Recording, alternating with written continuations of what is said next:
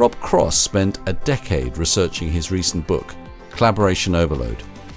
One of his findings was how successful people are between 18 to 24% more efficient in their collaborative efforts, getting better results and improving their well-being compared to their peers. Hey folks, welcome back to the Evolving Leader Podcast. I'm Scott Allender.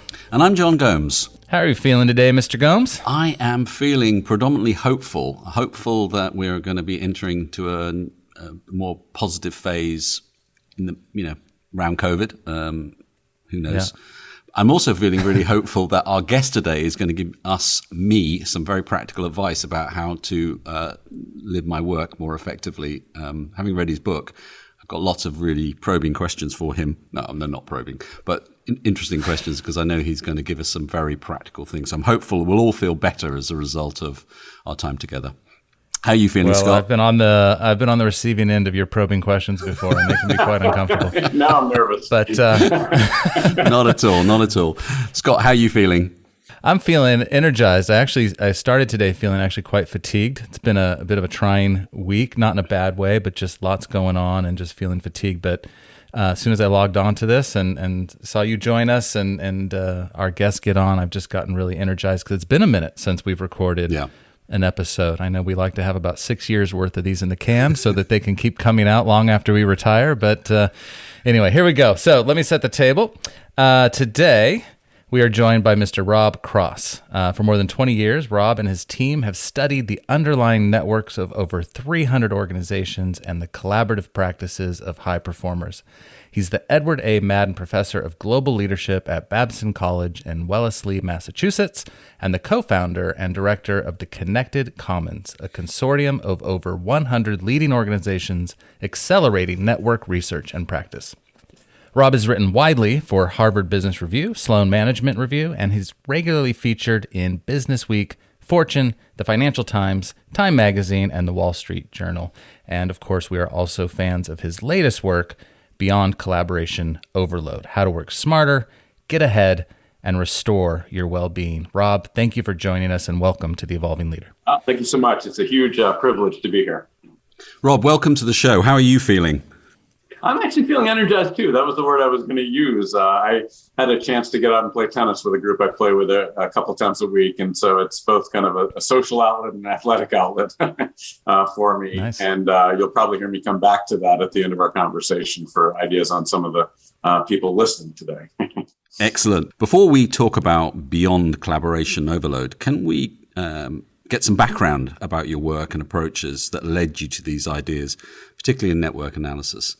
Yeah, absolutely. So I started in these ideas about 23 years ago. That number keeps growing as my hair keeps, falling off. But the idea for me at that point was everybody was using technologies to help move knowledge around organizations, right? And knowledge management was a big craze. And yet when I would go out in my different research efforts and ask people how they solve problems, they never mentioned the technologies. They would always mention kind of reaching out to others and getting decisions and expertise and approvals and things like that. And so it really started me, on this trajectory through a couple of different consortia now of looking at this idea. If we could see, and take an X-ray or an MRI into organizations and see how collaborations and these interactions were happening, it would give leaders an entirely different way of thinking about how do I manage, right? And where are my inefficiencies happening? Where do I need to stimulate connectivity for innovation or engagement or things like that? And so that has held for, as you mentioned, over 300 organizations we've worked with. We've run these analytics in over 1,000 cases in groups ranging from maybe a couple hundred to groups of 80, 90,000 for looking at large scale merger integrations or things like that. But what I noticed in that and what really led me to the book that we're currently talking about is that you could see over these years a continual progression of the collaborative intensity of work, right? And it was a product of these restructurings where people were doing spans and layers or transitions to agile or other things like that all sound great, right, to create one firm, but they come with the collaborative costs that nobody was paying attention to. Or you look at the technologies, right, the instant messaging, the Slack channels, the other things that, again, all sound great in terms of getting instantaneous connectivity to people. But again, it's another set of layers of collaborative demands on people. And so as we looked at that, I could see that the collaborative intensity of work for most people, the time spent in collaborative work was about 85% of most people's weeks in aggregate, right? And that number had grown about 50% over a decade for most people, right? And so it got me very interested in saying, well, how do we survive this, right? Because I could see some people were doing really well and some were really struggling. And this was pre-COVID, right? It's gotten worse through COVID. But that was really the kind of launching point for really looking into this a little bit differently. And as I said, we to you earlier on before we started the podcast, I read the book when it came out and really enjoyed it. And a number of the team here also raving about it. And it's set in two parts. Can you just talk us through, fly us through the two parts of it and what the payoff is in reading it? Yeah, thank you for asking that. So people see the title a lot of times and they focus immediately on how do we kind of buy time back. And that really is only one half of the book. But the idea that I could see in the analytics is that we would map and see who's interacting with whom, who's hitting the great highest performance metrics, things like that. And we could see that what I call the efficient collaborators, the people that were kind of giving the greatest impact, taking the least amount of time, they were about 18 to 24% more efficient than their peers, right? And so I was immediately interested in that because that's a day a week almost, right? For people to be that much more efficient. And so that's really the focal point of the first half of the book. It's on this infinity loop where in the first piece, we're talking about what are the things that those people do that are enabling them to be that much more efficient, yet still high performers and still enabling others to be high performers in organizations. And so it's around, how people put structure in their work, how they challenge kind of these identity triggers that lead us to jump in when we shouldn't, and then tactically, kind of how they're managing the different collaborative applications and tools that enable them to buy that time back. But then a really key piece for me was the second half of the book and saying, what did we go do with that time, right? Because the problem in most time management approaches is you just seek time back, you get faster and faster, and it burns you out over time. In fact, for most of us going through COVID, right? We started off pre-COVID complaining that we had 8 one-hour meetings in a day and couldn't get anything done, right? And this was pre-COVID. And then somebody going through COVID had the great idea that we're going to just jam more short meetings in each day. So now we've got 16 30-minute meetings for most people, and we're exhausted, right? Because you're more intense in those meetings, you're switching across them more rapidly, and you end the day with a to-do list based on 16 meetings, not 8, right? And so what I was really focused on is we can't fall into that trap of kind of buying time back and then people doing the same thing more rapidly. And so the second half of the book is really fundamentally a very different way of looking at how these people view collaboration that enables them to scale and innovate differently. And if they're doing it well, enables them to just get higher levels of happiness in kind of how they're living their life. So that's the architecture of it in kind of two halves. So you said something in the first about the first half of the book where you said identity triggers. What do you mean by identity triggers? So this is the thing that really surprised me. Like I came into this work completely convinced that collaborative overload was external, right? It was emails, time zones, nasty bosses, demanding clients, right? That was it. If we could solve that, we'd have it figured out. And as I went through all these interviews, right, we used the quantitative analytics to see these special people that were crushing it. And then I would do all these interviews. And it slowly hit me that at least 50% of the problem is us. And that we all have these triggers or these tendencies to jump into things when we're best served not to, or other people sometimes are best served not to. But it's just kind of how we view being a good colleague or a good leader. Right. And it's very deep in us. And for some people, it's a desire to help. Right. And you kind of view being a good colleague or a good leader, this servant-based mindset. And it's a great thing. Right. Nobody argues with that. But if you do it in a certain way today, and you try to help directly versus building capability, we're so interconnected that you become the path of least resistance and you get overrun.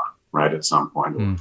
For me, another one is the need for accomplishment. Right. That's mine. Right. And if I find a 5-minute window of space in my life, I will try to jam 60 minutes of stuff in it, and I'll completely ignore the 2 to 3 hours of coordination I have to do around that with my team to get everybody aligned.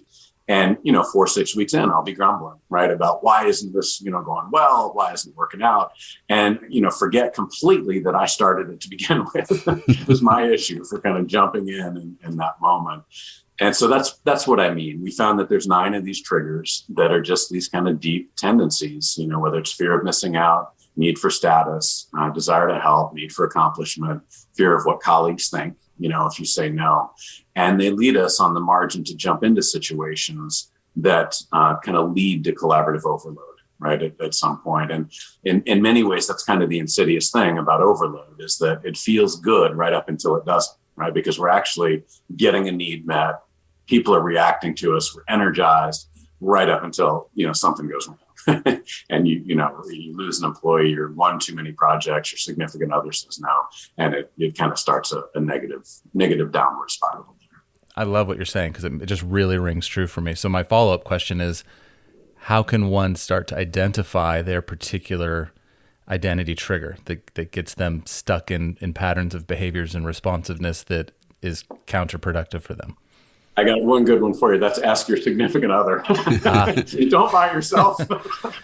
Somebody else that'll tell you. They're pretty good at pulling that apart. So, my wife knew immediately with me, oh, you're the need for accomplishment guy. I thought I was the fear of, missing out guy. And so we made a deal that I don't take anything on until I talk to her first. And just the fear of that conversation has me much more thoughtful in those little 5 minutes I would jump into. But I think, in all honesty, there is reflective portions to think about, right? Am I getting into trouble because of this, right? And that's the crazy thing about most of these triggers. They're all good up to a point. You know what I mean? They're all positive things. But you've got to do it in a certain way today to keep yourself from getting hit with the collaborative overload problem. What struck me about those triggers was that they all felt like emotional.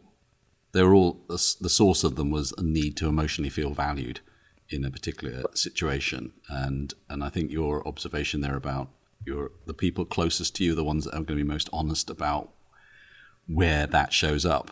Because there's lots of good stuff in that, but there's also a slightly, shadow part to that as well, which is you might be responding for the wrong reasons to want to feel valued in a situation. But, one of the things that you do brilliantly in this book is articulate the subjective experience of this through the Scott, not our Scott here on this call, but your archetype for the problem. Let's call him John. Experience. They might merge, Scott. I don't know. We'll see. You got to think about this. But it's this well-intentioned leader who's become the limiting factor. Can you just give us like a little bit of a snapshot of what the day in the life of Scott might be? Because I'd like to stay with the problem just a little bit longer, so that our listeners can kind of bring this to life for themselves. Yeah. So I would when I met him, and obviously it's a disguised name in the case, but he was somebody that had a tremendous track record, rising in the organization, and everybody loved him. When I was in this organization, he was talked about in glowing terms as if where he was at this point, he would be the next CEO or one of the leading contenders for that spot. And so I was floored when the CEO actually pulled me aside at one point and said, "We want you to look at the analytics because we're about to let go of Scott," because everything was positive, right? He came into this role and he had a very heavy servant-based mindset to leadership. Like, he viewed leadership as helping very deeply, took layers out of the hierarchy, all these very positive things from a contemporary leadership standpoint. And yet, when you mentioned a day in the life, when I met him, I was getting emails at 3 a.m. and 6 a.m. Physically, when I first sat down to talk with him about this, you could see he was wrung out, right? Just a little bit manic, a little bit wrung out.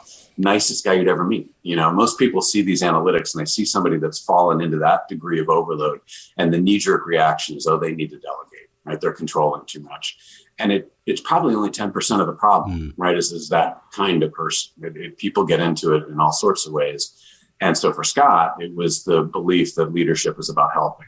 And what would happen a lot of times with him, just to give you one small example. So you get the idea, right? Yeah. 3 a.m. to 6 a.m., problems in marriage, that had accrued slowly over time because of the stress. Team members were burning out and leaving because they couldn't get access to him, and he didn't even know it, right? Because he was in such a frenzy in his bubble. So you get the idea, right, of his day-to-day existence. But what would happen to him was really subtle, and so he would, see an email thread, for example, where there may be 10 people copied on this thing that they were going to go do. And person A says, we should go do this. And person B says, how about that? And Scott would kind of watch it unfold. And eventually he would come in and say, what about X, right? And so it wasn't directive. It wasn't even saying, go do this or go think about this. And when we talked about it, he was saying, all I'm really trying to do is show them I'm there, right? Let the team know that I'm there. But what would happen then is suddenly the team was managing the issue and they started having to manage Scott. And so he would get more emails, he would have more meetings put on his calendar. And this is, not just one of these things that's going on, but probably 20 of them, right? That was kind of creeping around him. And it would always occur, and he couldn't put the time, he couldn't connect the 2 points, right? Because he would make that comment and it would just be a fleeting thought. And then he'd be overloaded or experiencing the results of that overload 6 weeks later. Yeah. Until you kind of started to look at it and think about, okay, it's this tendency to jump in that's doing it. So that was kind of, pre some of the changes that he made. And I can go into the post as well, if you want me to talk a little bit about what he did, but you kind of guide me. Yeah. Well, maybe you can come back to him, but that's one kind of origin story for this problem. What about as organizations have moved from this command and control structure to more of the kind of agile and delayered system? You've still got kind of command and control fanatics there that are working in that new system. How are they struggling with collaboration overload? Discomfort with ambiguity, trying to control too much. A lot of times it's just this notion of, if I can get this clear in my head, then we can move ahead, and so you see those people, what we're constantly urging, them to think about is, how do you make a decision in 20 minutes versus 2 hours and just learn in the moment, right? Try to shift the mindset of, let's kind of move this incrementally forward, learn as we go. And the problem with the too tight a control today, number one, is we're too interconnected, right? For all these things to keep coming back to one point, it just overwhelms you. It drives your innovative capacity down. It burns people out. All the negative things, right, that you can think of. And so finding ways to kind of shift that, is really critical for those individuals. And part of it is, a lot of times these triggers or these beliefs that people fall into, like we're talking about, but part of it is just also really bad role design today. Yeah. The thing that's happened, my book was written around the individual right now. And what are the people doing that are surviving and actually thriving in this world? But an equally important problem is that leaders have no understanding of the collaborative footprint of the work they're asking their people to do anymore. And it's gotten so intense because of all these things we're talking about, the technologies, agile ways of working, one from cultures, delayerings. I mean, you go down the list, that it's a real problem. Task A and task B can look the same when a leader allocates it out to somebody. But if task A is coordinating with 6 people in the same geography and same unit, that's a totally different animal than task B if they're coordinating across 2 time zones, 2 groups that have misaligned incentives and 2 leaders that don't like each other. There's 2 weeks of effort difference in that alone, and it's completely invisible right now. That we've got to get a better handle on that piece of it too, in terms of the org design, the work allocation, other things like that we're doing to people. So when you go into a C-suite, how do you help them to better understand this strategically? So I love, the different kinds of tools that we've developed in the Connected Commons as a way of being able to map and assess how collaboration is actually happening. So there's different ways we can do it. We can come in and rely on what people call passive analytics. So that may be email data, not that we're opening emails, right, or looking at it in any way that affects privacy, but we're just looking at where are the roles that are getting overwhelmed, where are you not, bringing people into the organization the way you think, right? Especially as we move into 2022 and the resignations predicted, that's a really big deal. And too often people don't understand how people integrate well into these networks, right? What really slingshots them in.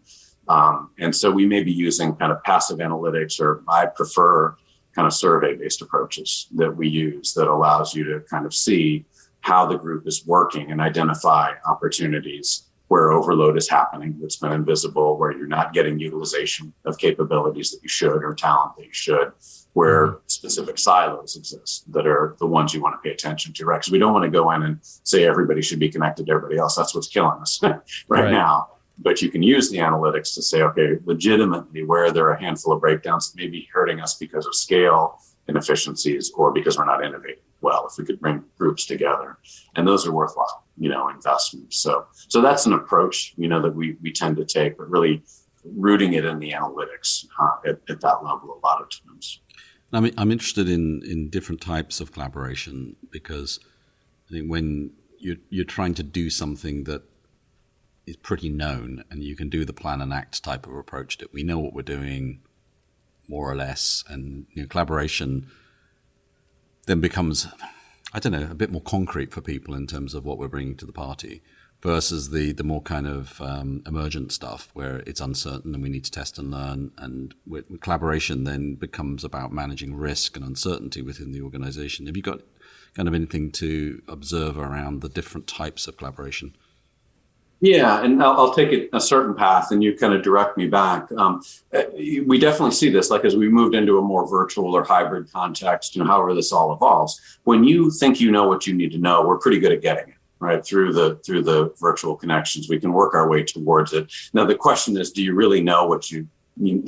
Are you really right? You know what I mean? And a lot of times, we can either have wider or more narrow apertures in that and be more or less, right in there.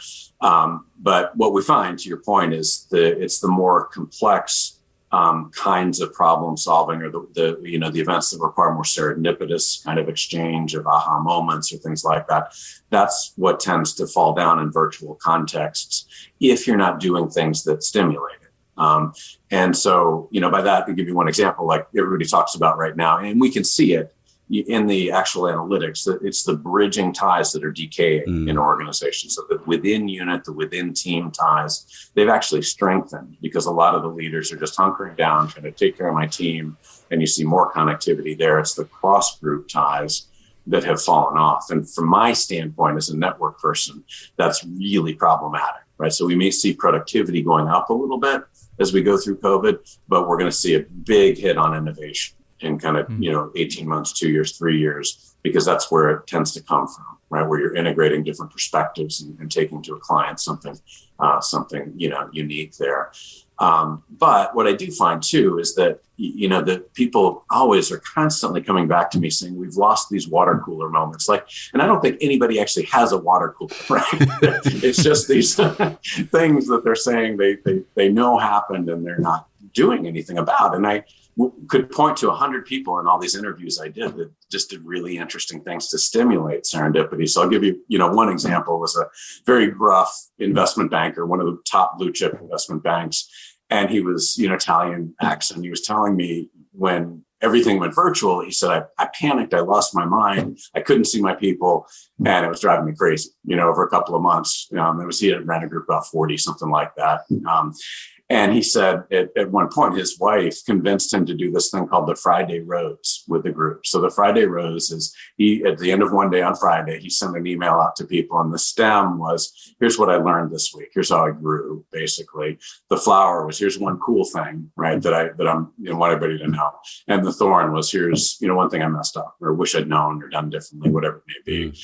And to hear him tell the story, it was a riot, because he said he hit the send button and he could feel people laughing at him. Going, what has he lost his mind and everything else? And he would say, no, you've got to do this thing too. And it got, to the point within a couple of weeks where it was just an hour of time and everybody would slingshot off of that email at the end of the week. But what he told me is, he said, we have had more serendipitous discoveries because of just creating that transparency, of what people are working on than we ever had when we were face to face in that presumed water cooler moment. And he said that thorn thing of kind of admitting, here's one thing that didn't go well, he felt was breeding a level of authenticity in the group that had never been there, and hearing about things a little bit earlier. So, I think when we talk about, to your point, I think this is really critical as we move forward about being really precise on what are we looking for in the collaboration. And how do we stimulate that? Not how do we just throw more Zoom calls at people or lead with the tools, but really understanding kind of what we're trying to get in the interaction and what's the quality we're trying to build in the relationship, right? So for him, he built trust through that thorn idea. And I think that's going to be really critical, as we progress. Yeah. And you in the book talk about how the need for energizing your networks. And this seems like a good example of what you're talking about there. Yeah. Well, it's huge. That across 23 years of doing this, that it's never having a big network that predicts a high performer. That tends to lead to a couple of ways that people derail. It's a broad network, early stage problem solving. So it kind of, goes back to your point as well. These people tend to innovate very early in seeing a solution and reach into the network very early. And then it's being, as you said, an energizer and being somebody that actually creates a context where others are energized by what you're up to. And that creates flow, like things magically come to those people, better projects, better opportunities, all sorts of things. So, as I was saying in the beginning, it's a very different way of networking and how these people are investing their time that tends to have payoff like that.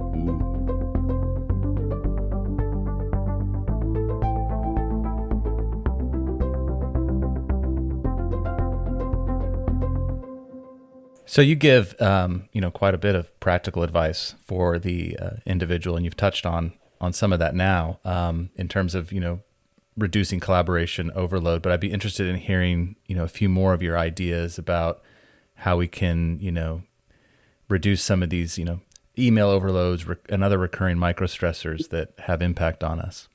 Yeah, great question. So for me, I'll just kind of grab, each of the three pieces in the first part of the book, right? The left part of the infinity loop around how do you get 18 to 24% of your time back. And we've talked about one, right? How do you identify this trigger or triggers, right? If there's a couple things that lead you to get yourself in trouble.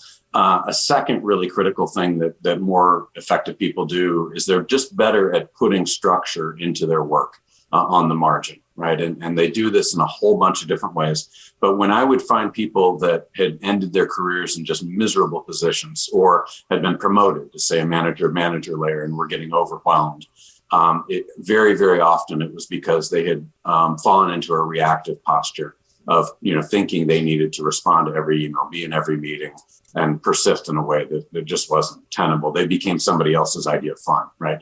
and the reactions.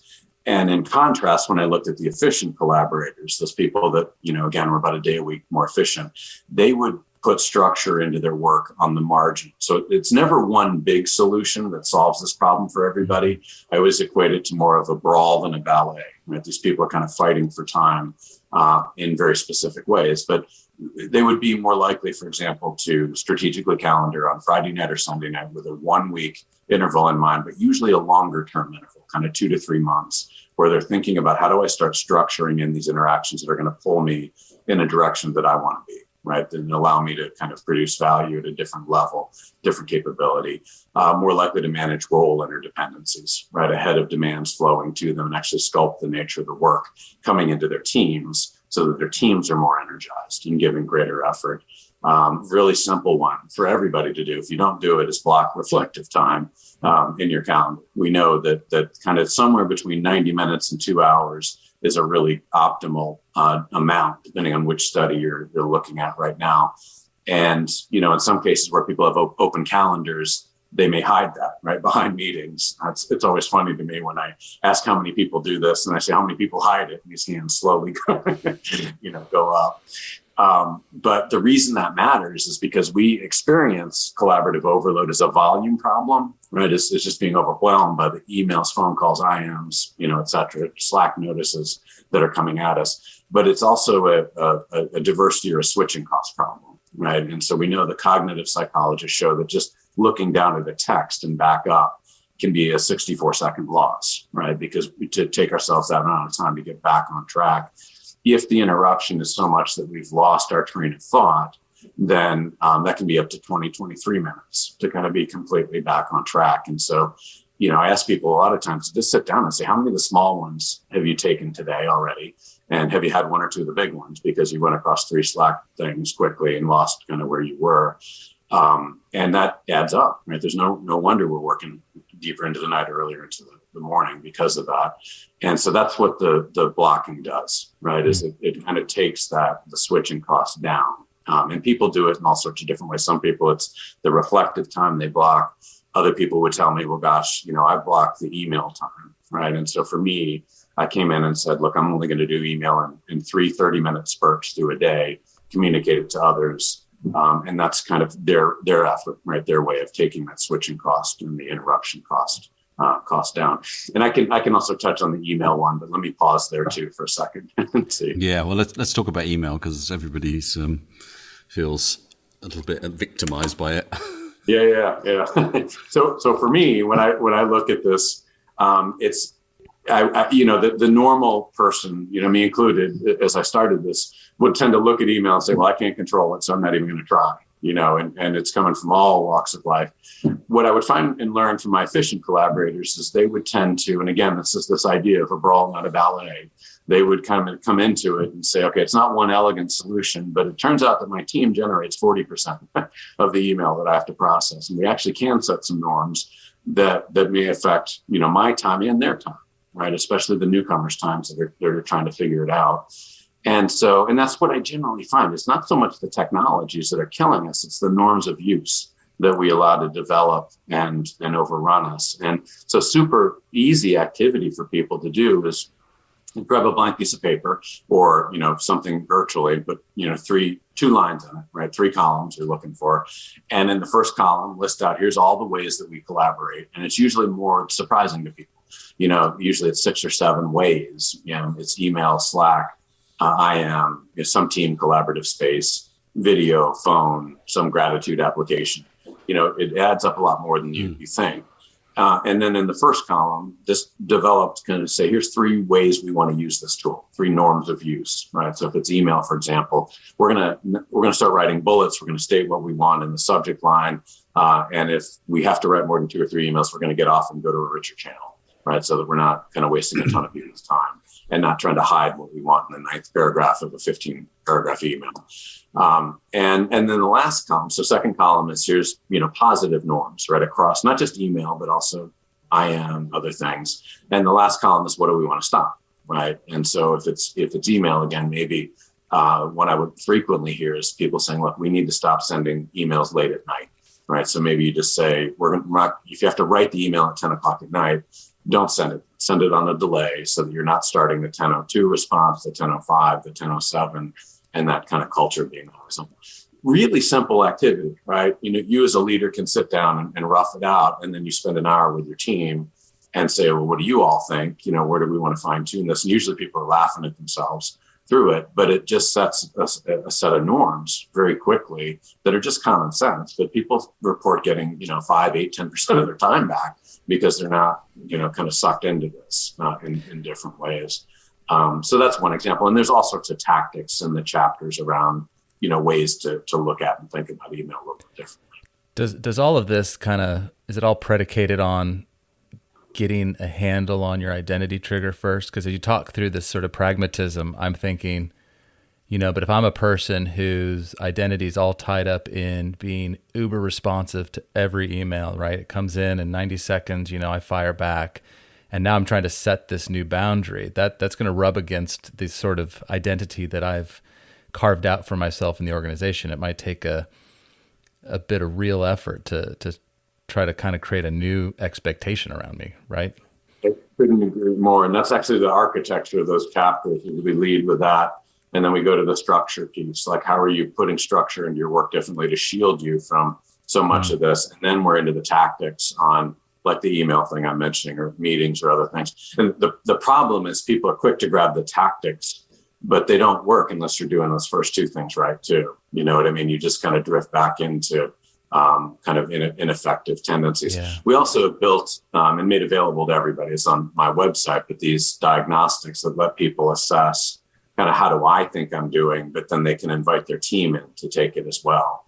And that tends to be a pretty powerful way to say, okay, if I'm the need for help guy or the uber responsive guy, then you all need to watch me on this too. You know what I mean? And it just kind of pushes the conversation down a layer, which I think is really important today. I can't make a decision in isolation to do these things without kind of helping others know, here's what I'm doing and why, or I'll just get overrun, right, in different ways. So what are you seeing or what have you learned about how high performers are now spending their time, especially those that get back this sort of, I think you said 18 to 24% of their time by incorporating these sort of tactics?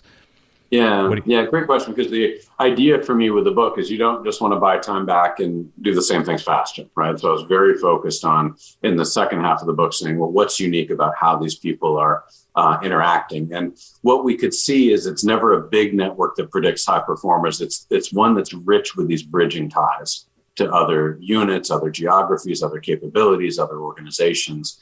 And so, we call that structural diversity. And we can see in all our work analytically is the people that maintain those more structurally diverse networks, it's the second biggest predictor of a high performer, right?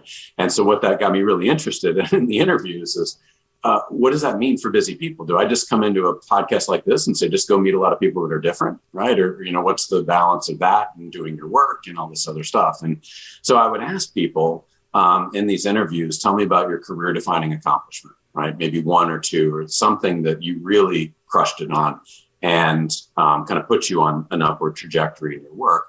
And then I would say, I don't care about what you did. I don't want to hear a thing about what you did. I want to understand what was the role of your network in helping you see the possibility and helping you scale this, relying on others to cover skill gaps, things like that made this thing happen.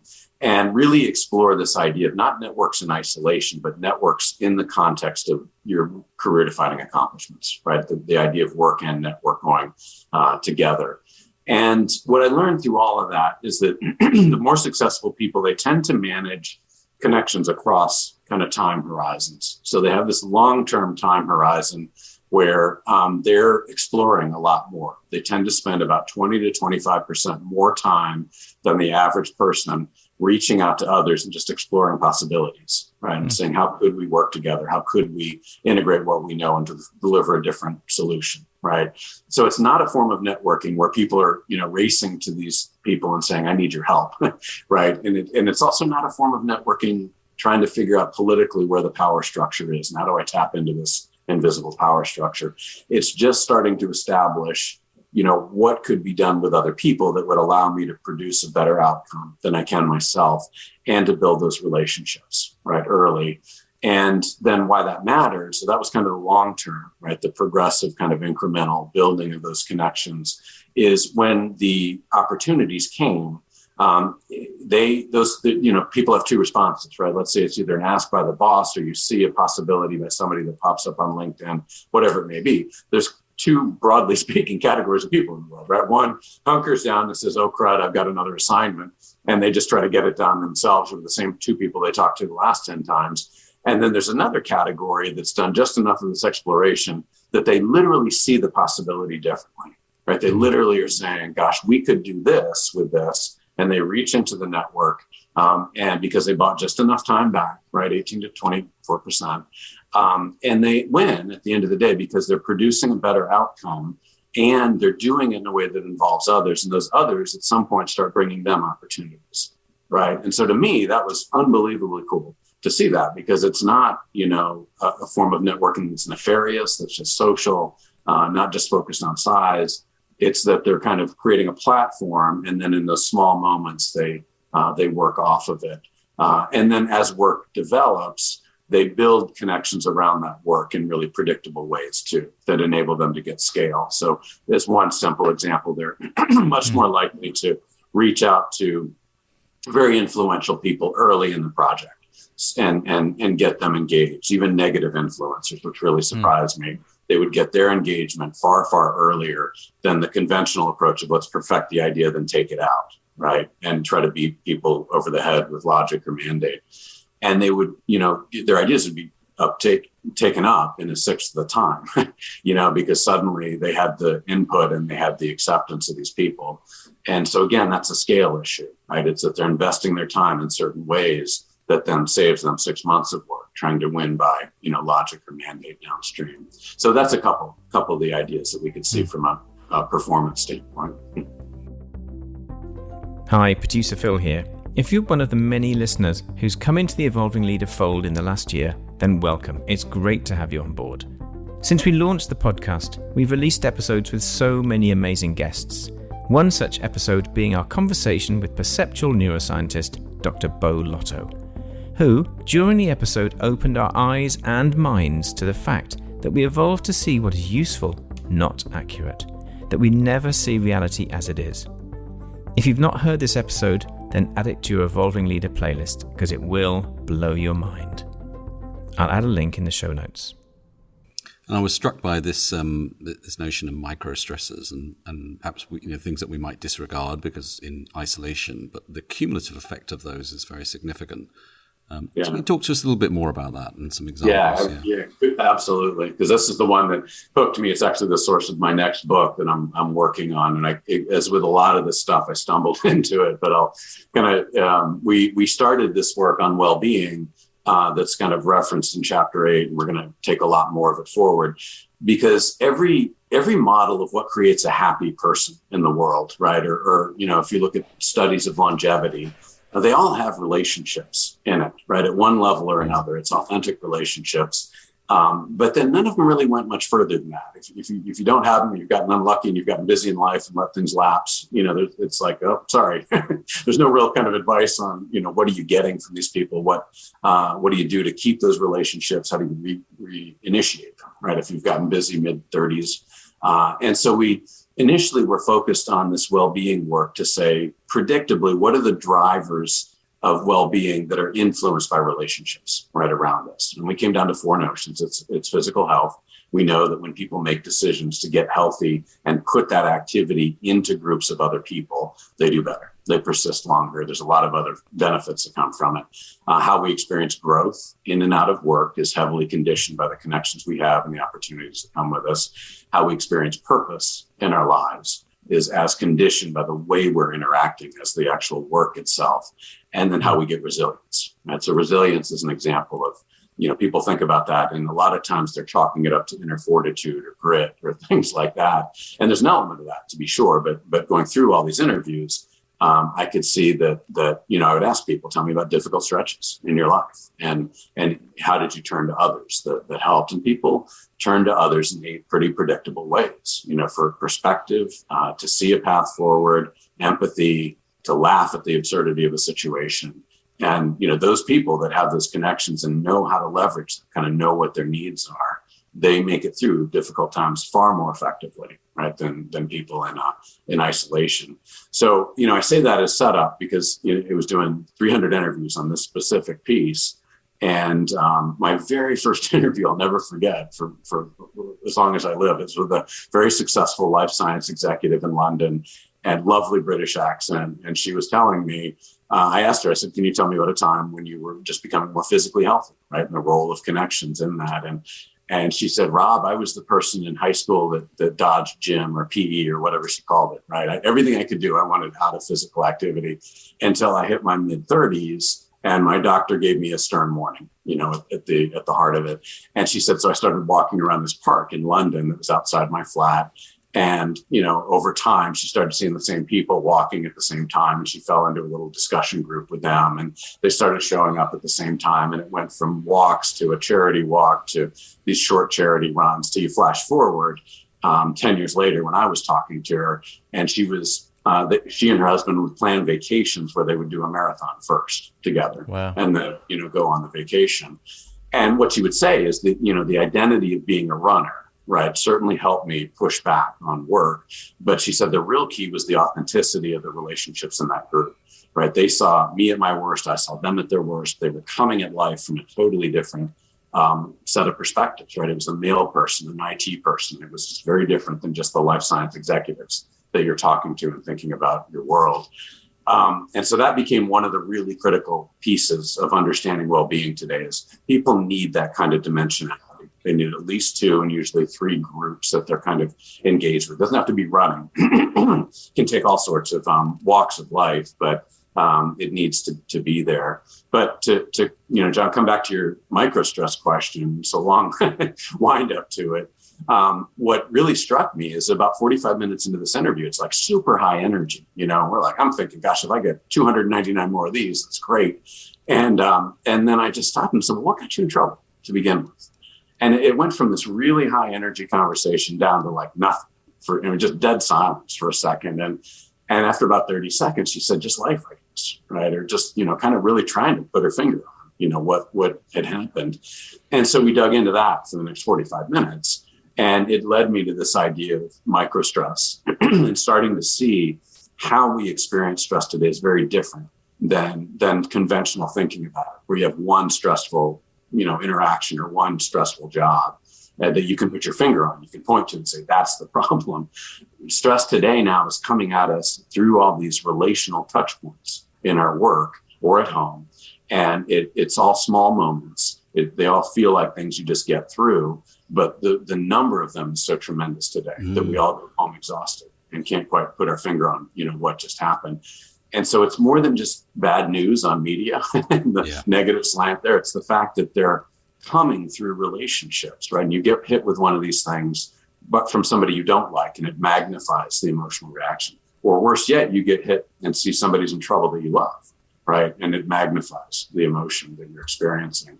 And so that's a huge piece of work, in this last chapter of the book, but also the next book, is to really think about how do we start seeing that and dealing with that better as humans today, because it's not going to go away, right? It's going to be a component of how we live and work going forward. And in all of this, and those interviews that you're doing with people, it strikes me that the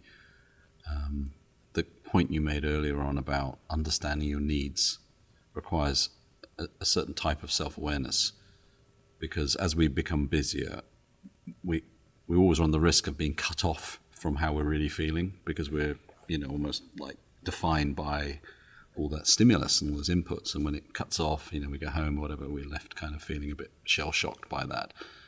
What have you learned about the high performers in terms of their ability to tune into those needs? Because it sounds like this woman, for example, was able to do that quite quickly, whereas some people might struggle with it. So to me, I think a lot of it goes back to this idea that I was just alluding to is I kind of joke when I'm doing talks on this, and I'll end by saying, wear sunscreen, right? I can't tell you anything else I know for sure, but wear sunscreen from that old commencement address.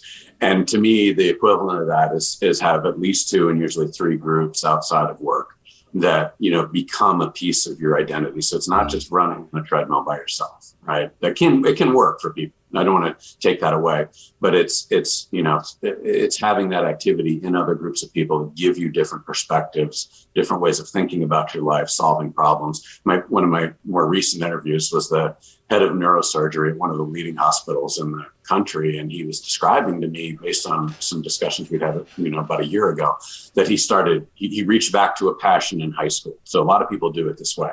They find themselves becoming too unidimensional. They'll reach back to a passion from the past and use that to slingshot into a new group, right? And start to kind of form those connections. So for him, he used to play in a rock band in high school. So he started, guitar again. And he said, Rob, it's the best thing in the world. I'm hanging out with 20-year-olds playing guitar virtually and just joking and totally different perspectives on the world and all the serious neuroscientists he, comes into.